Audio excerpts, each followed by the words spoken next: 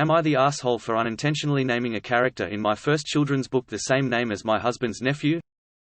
My son was recently diagnosed with a neurodiverse condition, and as a way of helping to explain this to him and also for my own personal processing, I self-published a children's rhyming book on Amazon. I wrote it under a different name to protect my son's identity, as at that stage we hadn't shared the diagnosis with many people. I chose the main character to be named Jack, which is a strong, common literary name, appears in many children's books and is quite generic in itself, but I made the images of the character somewhat resemble my son, red hair etc. Just before I published, when everything was set to go, I showed the book to my husband and he reminded me his nephew had the same name as my main character.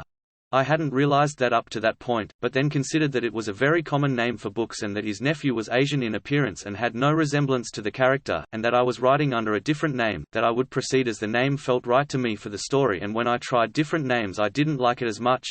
After publishing, my husband shared it with his relatives, but they are pissed off I named the neurodiverse character the same name as my husband's nephew, even though we barely see them. It was a time where we needed support from the family, and ongoing support at that, and instead it created this big issue. WITA?